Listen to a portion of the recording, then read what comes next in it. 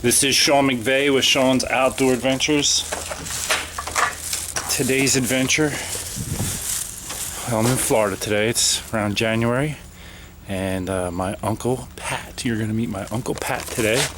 Everybody in our family knows that if you want to go hunting, you come to me. But if you want to go fishing, you go to my Uncle Pat. Fish here while I'm here. And whereas at my house, it's prevailing antlers, here it's prevailing big bass. I think his biggest ones, well, he's coming out of the back here in a minute. I think his biggest one was around, I don't know, 13 or 14 pounds, something like that. Nice big trout. What was your biggest bass? Was it 14? 14.3. 14.3. Giant.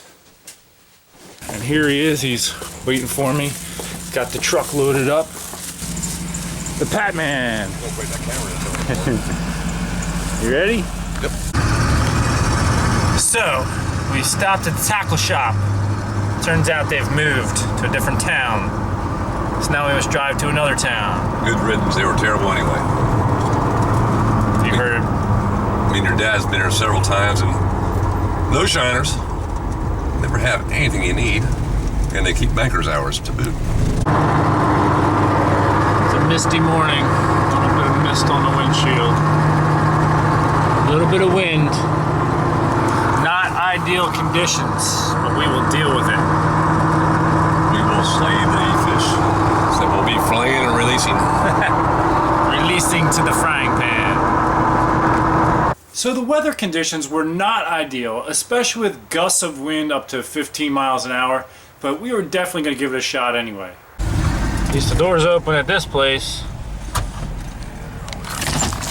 Let's see what happens. So all the small minnows and shiners were in the front of the store, but when you're fishing for big fish like my uncle does, you need big bait. And so we were ushered to the back of the store where they keep the big shiners. It's a good thing my wife isn't at this store, because one look at these crickets and her blood would curdle. She would shake because she is not a fan of bugs. Those of you who buy minnows and things like that, you know you need to bring your own container. While we were in the back of the store, the guy showed us a little trick for hanging the aerator right on the bucket. It sits a couple little drill holes in that lip that's not part of the bucket. Yeah. It just sits off to the side, stays out of the way. Like I said, I usually do it just out off to the side where that handle swings up good. Like here or over on the side. Yeah, anywhere in that lip that's not part of the bucket, wherever you want it. Yeah, hell, stick. I don't care. Okay, so we're on the side of it.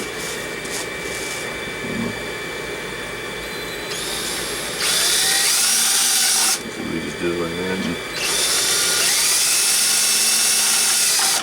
Done like a pro.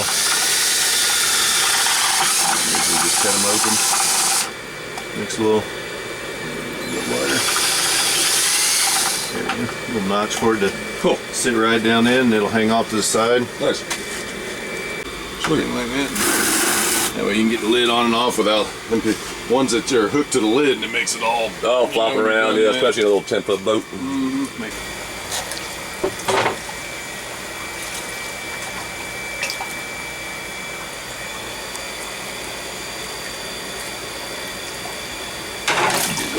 You caught, you caught the first fish of the day.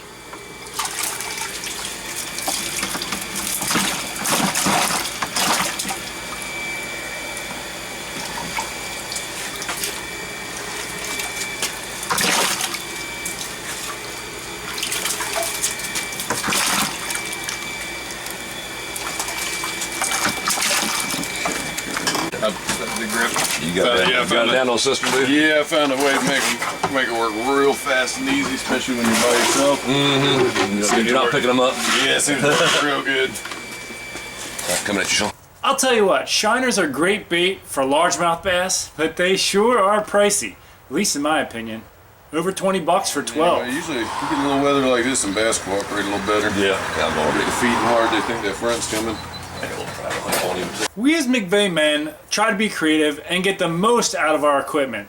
And here's an example with my uncle and his aerator. He had to rig this baby up to get some longevity out of its life.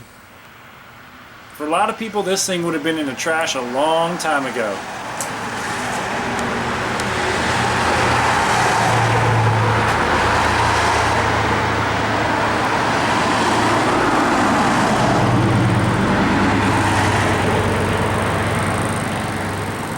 Well, that's how you rig it right there. It's like there's this lake that's near us too. We had, for a little while, we had a canoe until I crashed it. We tried to take it down. It's not just the fishing we enjoy, but for us, we love the whole outing, from the stories to everything. And Longer pull rod. Oh, I use this one. I mean, the whole truck ride over to the spot, we were just telling story after story and having a blast. The place we're going fishing, we gain access through my uncle's friend's property. In this situation, he called him the day before, and he was supposed to leave the front gate open for us. Well, we got there, and it was closed. So there was a chance we were turning around and heading home. But my uncle gave him a call to see if he'd get through to him. Hello. Hey, Frank, how you doing? Hey, are you outside the gate? Yes, sir. Sorry about that. You know, I'm thinking about going to get my crew here, and I'm going, no, I don't have to open the gate just yet. You know, sorry about that. Not a problem, not a problem. Yeah, I'm going to open gate 2 over here. That's the only one I can open with my buttons anyway. All right, guys. All right, thanks, Frank. All right. Gate 2, I don't know which one that is, but We're gonna find out because it's gonna open. Guessing it's probably the other one. figures. Is that one open? Yeah, it looks like it's open. Yeah.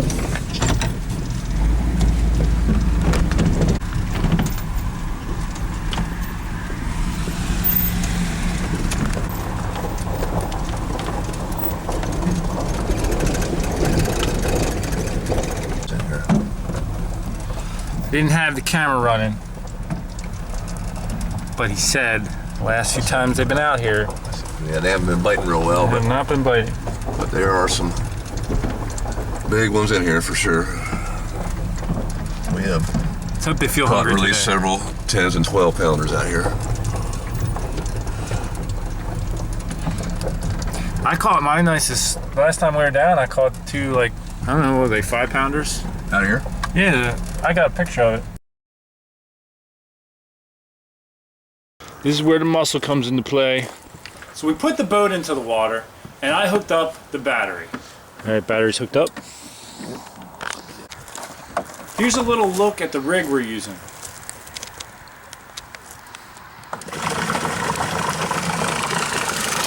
She works.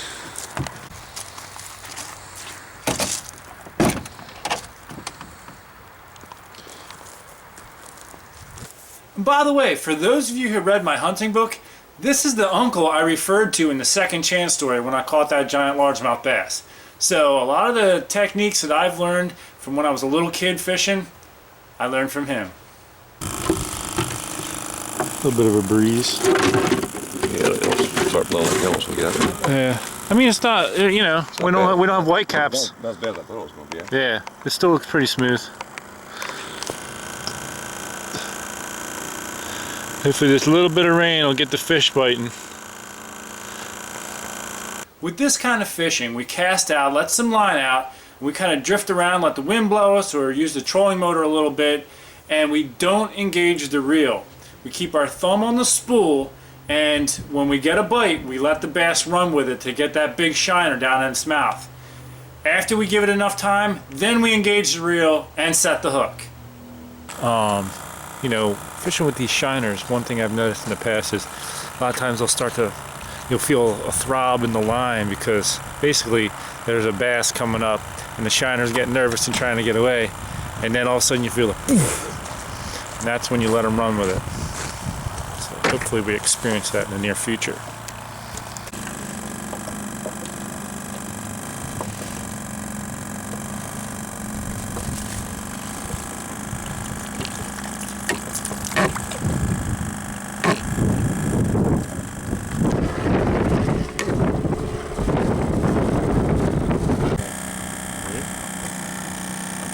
getting a bite here.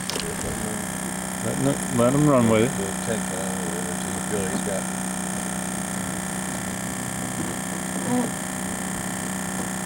Should I go for it? Got it? Yep, he's on. Did you give it a good jerk?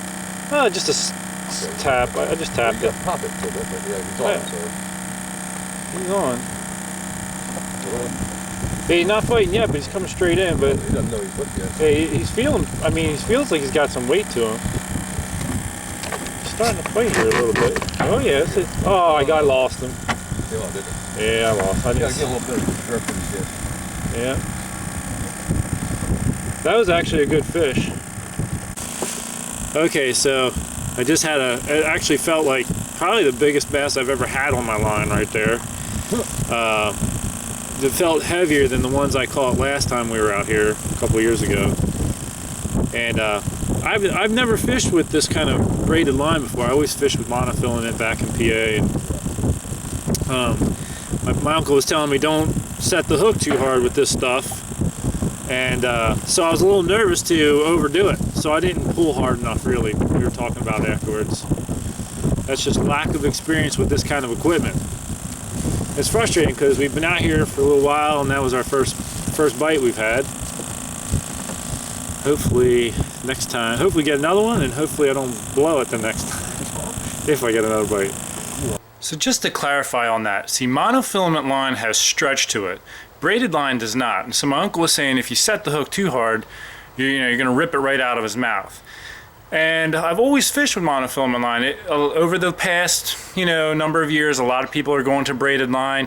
I haven't done much bass fishing in the last few years just because where I live, it's mostly trout fishing. So lack of experience with braided line cost me a nice fish right there, but I'm just telling you the difference. So there's not much stretch. There's no stretch to the braided line. So you don't pull as hard to set the hook, but in this situation, I just didn't pull hard enough, even for the braided line.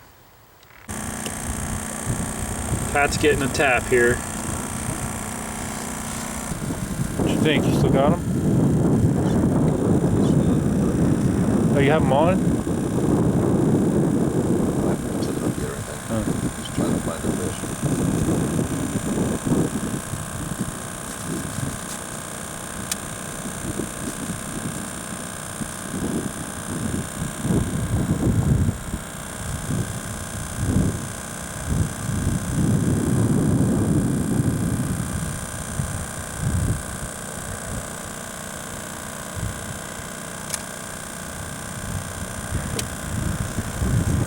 Still on?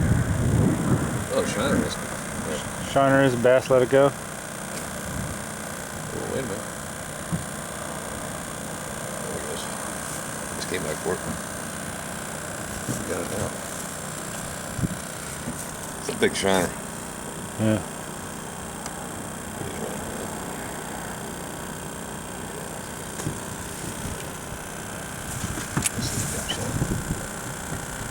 See how this hook set is done.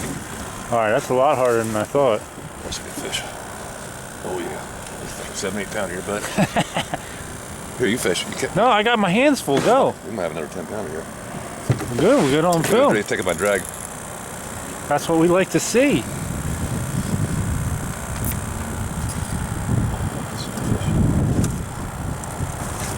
gonna try to jump. Try to spin. Turn him. Yes, fucking big bass.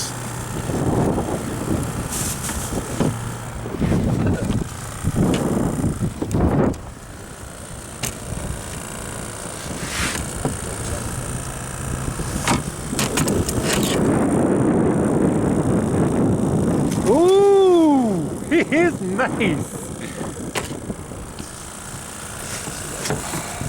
Might be a 9, 10 pounder there, bud.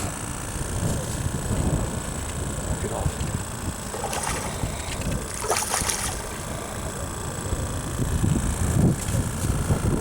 Ooh, yeah.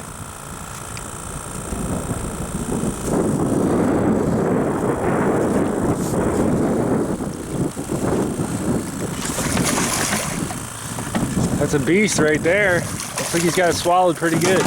Oh, I see the hooks right now. Alright, never mind.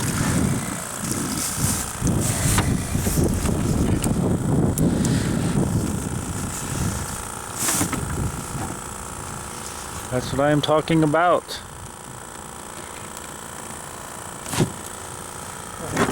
Probably an 8-9 pound fish. Nice. Let's get a good look at the mouth here. Beautiful.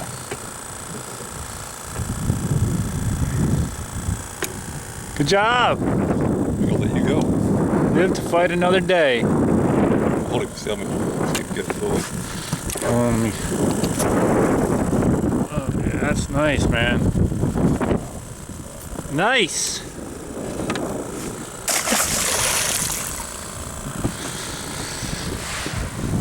Woohoo! Praise the Lord. So let's just pause and put this fish into perspective for a second. Here's a picture of me with my uncle the last time we went out on this lake together. He's big. He's not even standing up straight in this picture. By the way, I wish I had a video camera that day because the fish just seemed to be jumping on my line that day. I guess it's because we were doing a big family cookout and we needed the fish for the cookout. But anyway, if you look at the bass that he caught in relation to his long torso and his enormous hands, I mean, his hands don't even look that big compared to this bass's mouth. So this is a big fish.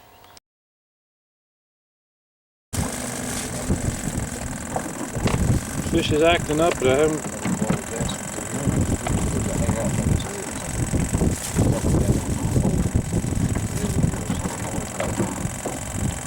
And he just stops. My fish was getting active, and then he just stopped. So maybe he's swimming over to you.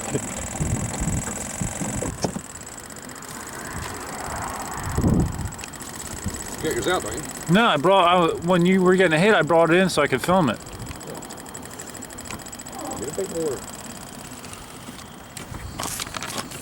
After that, I had about 3 or 4 occasions where I could really feel the shiner going crazy, and I knew there was most likely a bass following it. However, the bass never took the shiner, and that happens. I mean, this is fishing, and sometimes the fish will simply refuse the bait. So I never got another chance to set that hook. However, I did at one point get the idea that I should try to film what this looks like when the shiner starts to go crazy. So I got just a little footage at the end. You can see the rod bounce a little bit as the shiner was going crazy with the bass chasing it.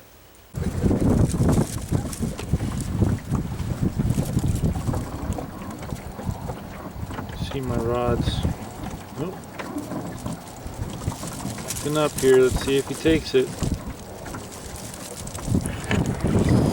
Alright, we're headed back. Oh. That's what happens when you live in Florida. You drive around with tree moss hanging off your windshield wipers. Spanish moss. Spanish moss, whatever you call that stuff. It's called native toilet paper. Moss and Spanish moss, yeah. Spanish moss, folks. From the tree to the windshield. That's what you get. Well, it would have been great to land a fish and even have a second chance to hook one. But, you know, that's how things go. Although I will say this, my uncle's already talking about trying to get me out tomorrow morning on a different lake before we have to leave in the afternoon. Will it happen? I guess we're going to find out. It's a 50-50 call. But if it does, you're going to see episode 2. And if not, we're going to have to wait until maybe next year when I can get back down here and get back out again. Well, special thanks to my uncle. Special thanks to you for watching. Until next time, take care. God bless. Have a great day.